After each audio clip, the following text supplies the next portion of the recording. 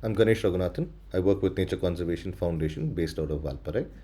For slightly over a decade, I've been following elephant populations in this landscape, trying to find ways through which we can minimize negative human elephant interactions while also promoting tolerance towards wildlife.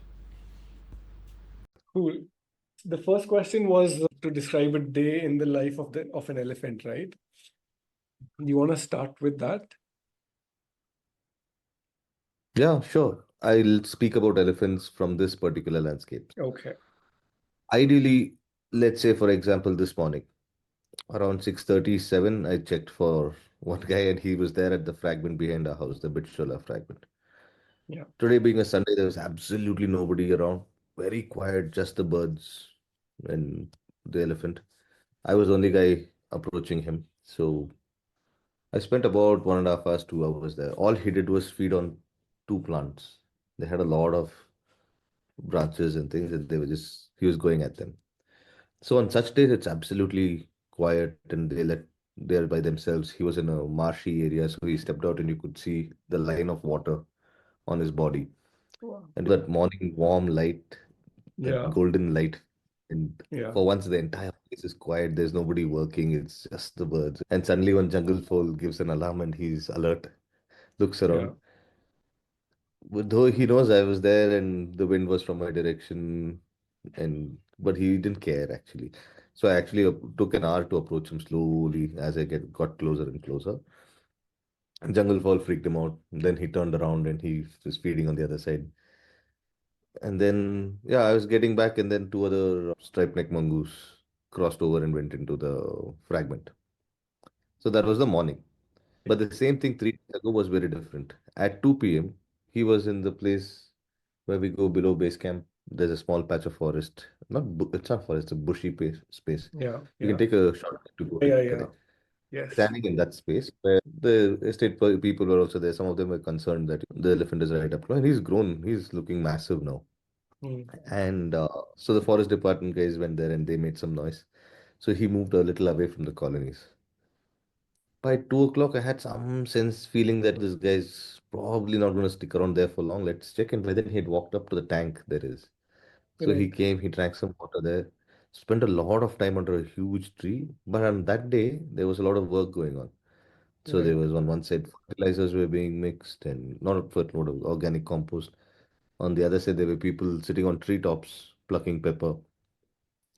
And in what was nice in a way was that it was the people working there who called me and said, "Hey, by the way, we've seen the elephant here. We're keeping an eye out. Don't worry. You send the messages if required, but we will leave soon. You won't get in his path." Right. So did not have that extra stress that people are going to catch him Mm. in a space where it's going to be tough for some chases involved. So such situations are also there. And then you have absolute chaos. Sometimes you Mm. have herds that are crossing from one fragment to the other, especially if they have calves. These calves fall asleep, they tend to rest a little more frequently than the adults do. And the herd will just stop in the tea plantations and the calf will lie down and it will slept. But many people keep wondering what is happening, why are the elephants not moving, why they're standing in Mm. the open, and they're not even feeding, they're just standing around. But not many people realize that there's a calf and that it is resting, I think. So And in those situations, do elephants generally sleep at night, or they're quite active, no? Move around. they sleep. They can sleep at any time of the day. They Okay. can sleep at night. They can sleep during the day. Most often, we have seen them is because we tend to be out more during the day looking for them than in the middle of the night looking for them. So they take So naps our during the alternate, day as well. yes, but they do take naps in the You've day, and seen it them happens like, across the day. I've seen them taking a nap at 7:30 in the morning, around 11, or I've do they seen some of always them. lie down? Not always. So if it's a herd of elephants, some of the adults will stand right next to each other so that their shoulders are making contact, and they'll be standing and snoozing. Those are all short-lived, and anything can actually wake them up. It could be a bird that decides to perch on them, or anything. Right. Any noise of some mongoose running by, the dry grass Right. rustle or something like that. And that is, or leaves, I meant, sorry. And such things can also quickly they just wake up. But when they're in, there's one moment when you really want to sleep, you know, Yeah. and warm light, and they just and I just saw a video from Bunar. It is so funny. I think I saw it about a day or two ago. So there are three elephants sleeping on the bank of a water body. It's Right. right at the edge. People are watching and they're like, wow. And it's a very peaceful sight to see. And then there's this boat that comes.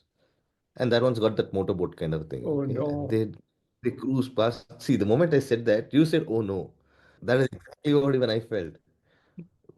So imagine three elephants, the larger one sleeping at the tip in a V shape, and then there are two more on top. The one on top wakes up, watches, and goes back to sleep. The other one behind also does the same. The one that is closest to the boat doesn't even care. They're just passed out. I'll share that with you. It's insane. The way they're sleeping is just crazy. Hmm. So How we tend long do they to, generally sleep? it could vary for a few minutes to about 20 minutes, half an hour also sometimes. But I've not seen them sleep for more than half an hour or beyond that. Oh, okay. Would Yeah, you it's know if they sleep longer at night or you don't know? hard to say. But I Hmm. have seen videos of them sleeping on the roads in the Yeah. middle of the night. So such things I have seen, but I really don't know. Okay. And so the day is spent basically feeding and sleeping. Feeding, sleeping, using fragments of forests, which are very different from plantations. Coffee Right. or tea, there is organic tea and there's the other tea, inorganic ones where there's a lot of pesticide spray. In the organic ones, they do get some grass, which they don't get in the other tea. Then they are also found in plantations, coffee plantations. So sometimes the damage to the coffee bushes or they eat away the berries and things like that. That happens. And then they also use swamps and marshlands which connect them from one estate to the other because of the Right. undulating terrain. There's always some water body and swamp grounds around. So that happens.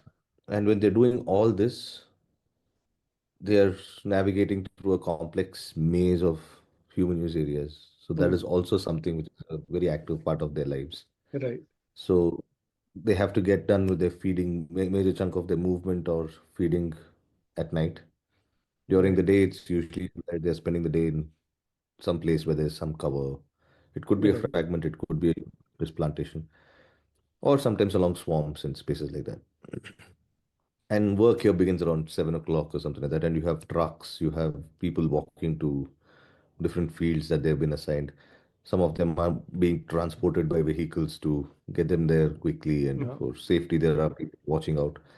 And early days, tea pluckers used to pluck it with their fingertips. But now you have these machines which they use like large scale scissors, which just you just keep hacking and that thing collects all the tea. So that also produces a lot of monotonous sound in a way. And then there is spraying, and that has a motor running, and that has a certain smell to it and certain levels of noise.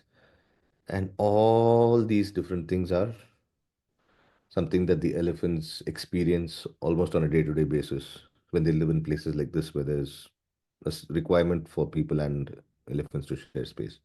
Yeah, What are they feeding mostly on?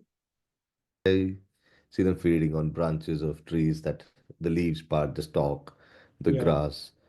Sometimes they use their tusk to chisel away the bark and they chew on that. It's Hmm. large patches of stripped bark. Yeah.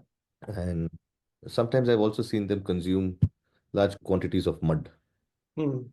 If there is a weak structure, they'll move the rocks away and there's some sand and mud that is there in that, and I've seen them consume it.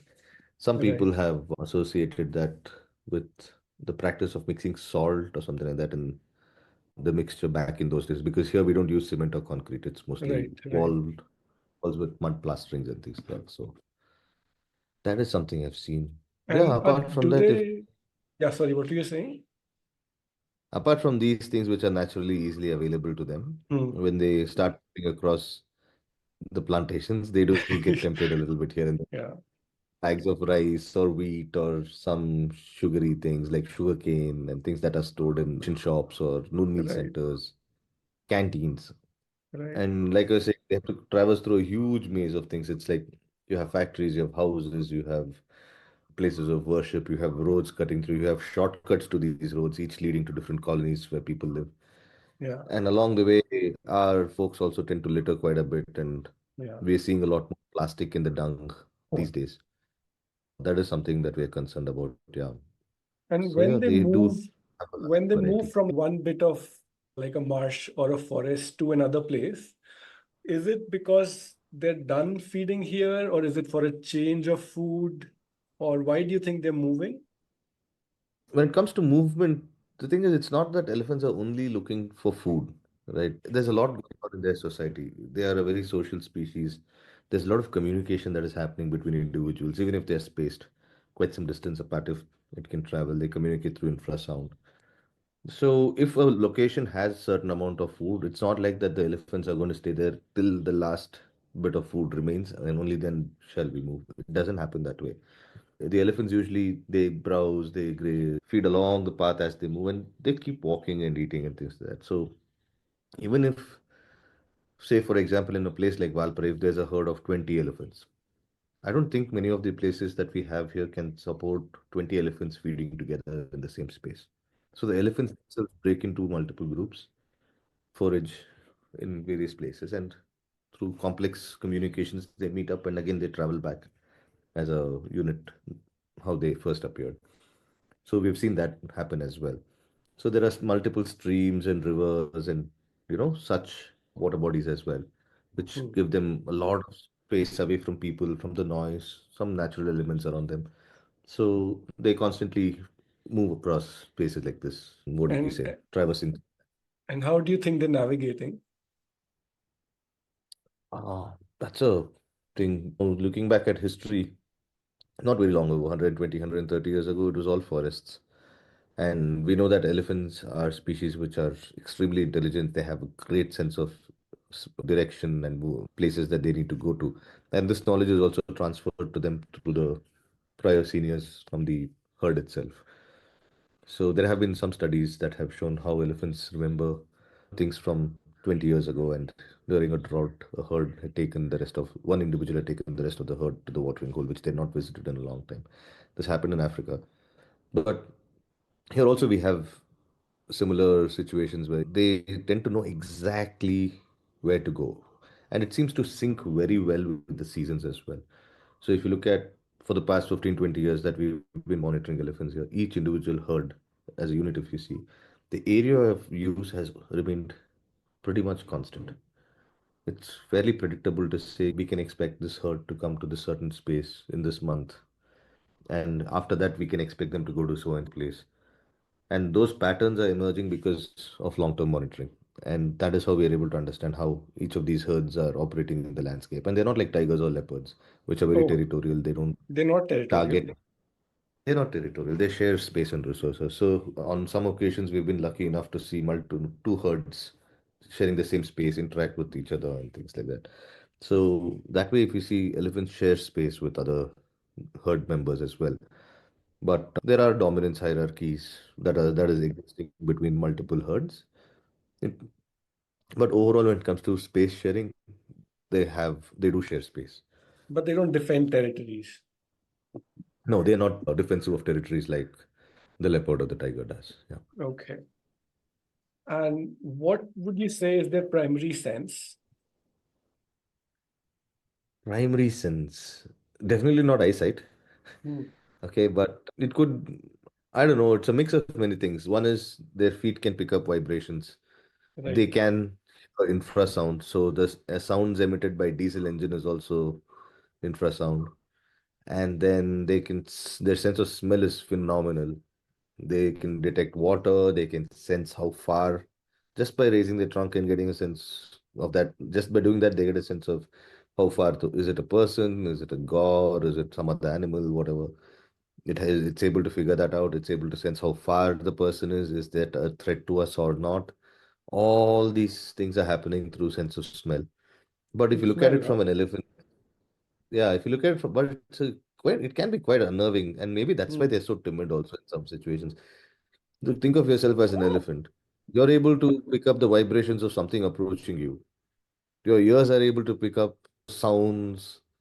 It could be hooting of people. It could be some screeching brake of a vehicle. It could be a child screaming.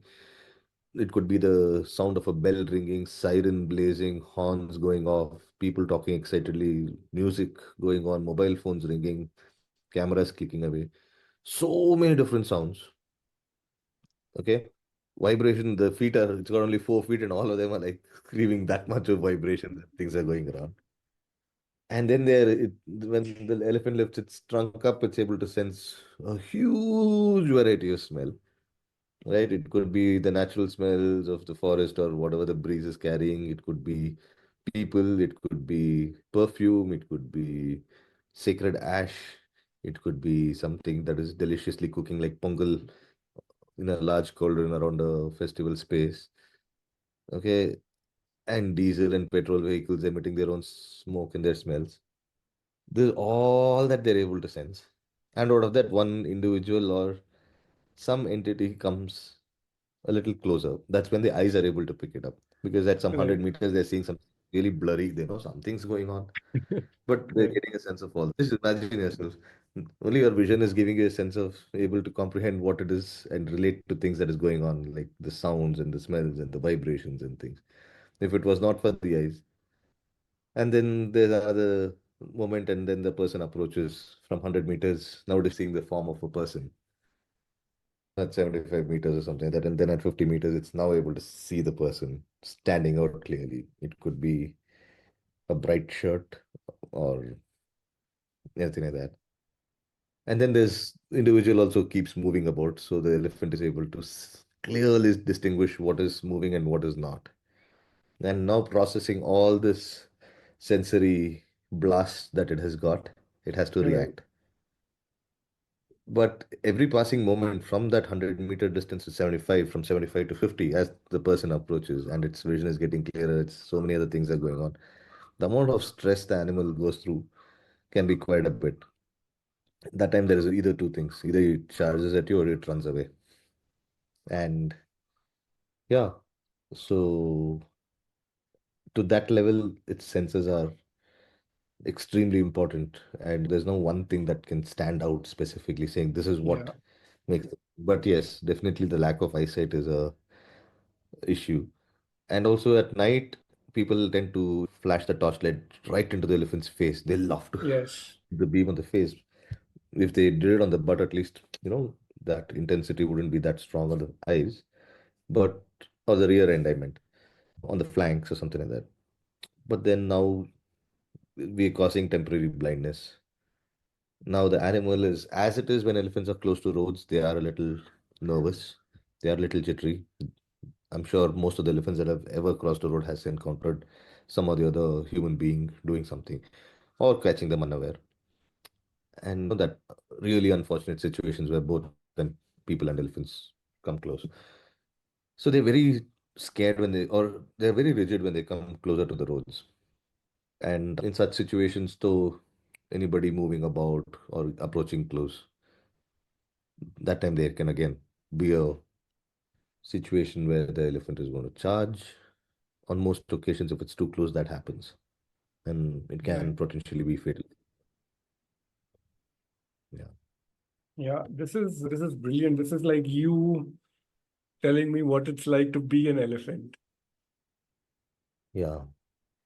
That's the thing. It's been so long now that it's been 13, 14 years, and now I just recently saw one elephant. And when I first came here, he was still a little guy running around in the herd, and he was still a very important aspect that the herd kept an eye out for because he was still that small.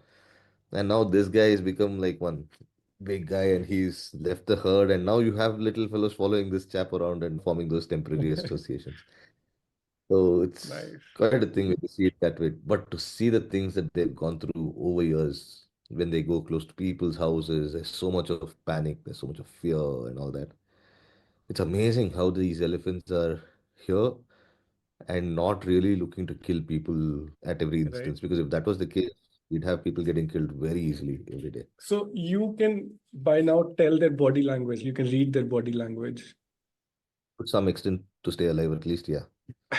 Like people can tell what their pet dog or a cat is thinking. You can potentially do that for elephants, you think? To some extent, yes. There are some visual cues that you can pick up on, and to some extent, that can potentially save your life in field. But I there are many mean, things that does not require life to be saved. You can just watch and you understand what is exactly. actually going. Like, I'm sure So they communicate with each other also like that, no? exactly. So it could be a situation where one individual is really stressed. It's Right. clearly showing distress. Ears are flared constantly. That discomfort is very visually there for us to see. And then you'll see one elephant come and put one trunk around it, the other elephant's nape, or taking the trunk and touching the mouth or touching the forehead and things like that. These are all signs where the elephant is actually showing compassion to the other one and helping the other one calm down. Such you get to see such things, or if they feel the sense of threat, that instant. I don't know I don't know the right word. It's a spontaneous thing that comes from within the formation. They just fall into a unit where adults are there, the calves are put in center, the suburbs around, there's another layer of protection. They just fall into line. No, somebody sat them down and trained them for multiple years that if you feel threat, this is how you should be. It is Like an known to army. them. Or the ability to swim. It could be even the little calf that is born. They have this need to stand on their feet. Now, that's what most of the animals have to go through. People can take their own sweet time for 10 months or Yeah. 11 months, but animals can't, right? And then to have that ability to swim is another thing. And for the first few days, for a short period itself, not just few days, the little calf's trunk is in a world of its own. It has no control of it. It'll start laughing around. It'll try to drink water. It can't. It'll spill it on itself, or it'll bring it till here. It thinks the mouth is here, and just end up spilling the Oh. water right in front. Very funny things to see. Great to see individuals interact with one another. Greeting, True. like I said, multiple different herds when they meet, how they greet each other with their trunks, and this Right. vocalizing. You can see excitement in the herd. You can see in the body language, the energy is also not really tensed in a certain way, but that way. And then you also get to observe male elephants. They have a Hmm. very unique life by themselves. If there's a male courting a female and he's in must, then if there's a resident male that is born and natal to that herd, and he's not really in a state where he's left the herd entirely. Usually, male elephants leave the herd by around 10 years or so. And the presence of a dominant male in must in that situation can send shivers down the spine of this guy. So this guy will be in the periphery of the herd, running away or standing a good safe distance away. You can clearly see the dominance hierarchy that exists in such situations. Also, what's the courtship like? I have seen it on few occasions. Different elephants could, you can't say this is the step-by-step process, right? But there are various things. There's a lot of vocalizing. There's a lot of initiation by both, sometimes the male, sometimes the female. There's a lot of head shaking like this. There's a lot of rapid flapping of the ear forward by the female. The back is a little arched. If the male is in must, you can see the must dribble. Many times you'll see a penile extrusion of the male. And sometimes there's a lot of urine dribble. So when a male is in must, their hind legs will be soaked in urine. That also adds to the smell and things. And then sometimes the female and the male will touch their trunks. Sometimes there's contact to genitalia, and then they'll place it in their mouths to send those chemical signals. Yeah, that's where they get to know if the female is in estrus, looking to mate, what is any other information that they can pick up, chemical communication that they can pick up and stuff like that. So yeah, so that is how they mate, and then there is, of course, mounting involved. In those situations, usually the male tends to push the female and take that specific individual little away from the herd as well. Oh. And how are they locating the females? They just know where the herds are, or what are they Oh, doing? they have incredible sense of smell, and elephants can tell when the other elephant is in estrus. So it's through a very complex sense of smell that they're able to pick up Okay. where the herd is, and then they'll go inspect and see if any individual is in heat. It's not Right. always like they smell the female in estrus and they go specifically there. They can smell the herd, they'll go there, then they'll investigate and so on. Interesting. Yeah. What's it like to be an elephant? I think is quite interesting. I've not Um, spoken about farmlands and highways. That's a different set of about elephants to talk about. farmlands and highways. Elephants that are around farmlands or sugarcane fields and Yeah. in places where there's a lot of value. Have you had a chance to observe them? On some occasions, yeah, in banana And plantations and so on. also elephants that are always in the forest. Have you had a chance to observe them? Yeah, I have had the chance to do that as well. In the forest, it's a little difficult. You don't get to see the entire animal. Yeah. It's opportunistic glance. You get to see a few of them. If they're on a slope on the other side, then you have a clear lateral view of it. But Yeah. then, while on foot, if they're in the bushes, you really don't see much. You hear the ears flapping, you hear twigs or branches breaking, or general Yeah. sounds that the And elephant they're more usually shy that also, is I around. think. Yeah, so the potential to see and observe them is only in watering holes or some spaces like that. And otherwise, yeah, the opportunity to see them better is in spaces where it's a A little more bit open. bit like the LTMs. Like the LTMs in the forest are like so shy, and then there are the Yeah, it's LTMs really in hard to be town. on the top of the canopy top and so on, but in spaces like in town, it's going to be a different thing. But in Totem, they still have a Yeah. natural environment, except for the provisioning that happens. But yeah, The people of Valparai are co-inhabiting the space with the elephants. But do you think they're conscious of that? I'd like to believe so. I think they're all aware that elephants exist around here, but I've not heard any much hate or any antagonism towards elephants from the people who live in the estates. They tend to have a better understanding of how elephants move. If they come to their area, what is the potential chance of what could happen? Either they feed on jackfruit, they strip some mango bark, trees of mango trees, and then they could break the kitchen sides of some houses, ration shops, or noon meal centers, or any other building which stores anything. Or that has been something that the elephants have broken since a long period of time. They tend to have a sense of that. Though fear is something that is you can't predict who's going to behave in what way out Yeah. of absence of fear. And but if you look at that in the town, I tend to feel that sense of understanding of the animal, the species itself is a little corroded in some ways. More of Mhm. superstition, more of pseudoscience narratives and things like that tend Mhm. to dominate opinions. And many times I think that is also more convenient to certain groups who tend to, what do you say about see wildlife as, yeah, maybe to a group of people who probably see wildlife as pests. So I'll ask you one more question. I was Shoot it gonna up. say, do you think the people do anything? Do they go out of their way to accommodate the elephants? Is there anything that they do? Yeah, but again, this is my individual perspective.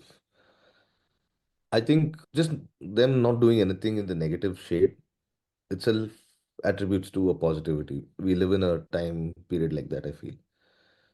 As of now, if they're staying indoors, not putting their lives at risk, not going to get that mobile late night photo, just being little aware of their surroundings when they're of their safety when they're stepping out. Just these things itself can one is ensure safety, but their tolerance of wildlife is, I don't know. When I speak to people here, it's very different. When they're angry, they obviously say things like, "Oh, we're really fed up, but what can we do in our lives?" You can literally see the worry on their lines on their forehead. They're like exhausted from the previous night, bloodshot eyes. They wouldn't have slept a wink because the elephants were somewhere around their house. But then after all that, they'll offer tea and they'll say, "But what to do? They also have to eat, no."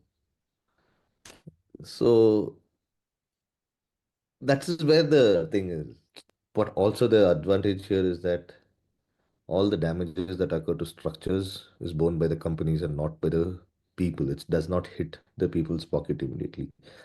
Elephants don't eat tea. So damage happens to the ration shops. Again, it is not a personal expenditure, economical hit for an individual's house. The issue is only when it breaks their house, damages their items. It could be a Right. TV, it could be a refrigerator, and things like that. Those are expenses that they'll have to incur. But the biggest issue is loss of life. So, given such factors, this is how people can potentially this could be a potential example of how that can potentially, oh, I don't know how to say it. Tell you what the general scale of tolerance levels are, maybe. I was saying also if there is private agriculture that's surrounded by forests and the elephants are coming in or moving through that, it's going to be Yeah. more damaging. Elephants are long-ranging species. Mm. Herd will have, on an average, travel about 250 square kilometers, or a male would travel maybe another 100 or 150 more square kilometers or something like that. Where will they go? Where is the space?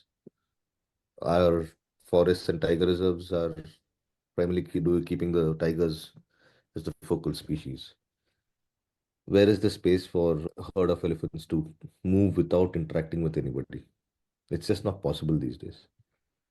Our forests and protected areas are extremely small. They cannot accommodate the elephants. Elephants don't use forests like that. Mm. Earlier times, the fragmentation was so much lesser. The linear infrastructure damage was much lesser. There were still moving parts. People are also constantly trying to protect their crops and their investments and various other things. It could be fences, trenches, whatever measures that there are. Mm. Elephants so far have always figured out how to overcome these barriers, these physical barriers that people do. Some of them have died trying to get across, and some fine large adults hanging from railway barricades and dying or things like that. And now you have hanging solar fences, and the elephants are not able to break through them, but they're navigating around them. So the issue is, though you've successfully blocked your place, the elephant which should have gone from one place to the other ends up going in a space all around, interacting with a whole new bunch of people. How are they going to Mm. react? What is their knowledge levels? What is their exposure levels? Is not known. So it is going to be a tough time ahead. Mm.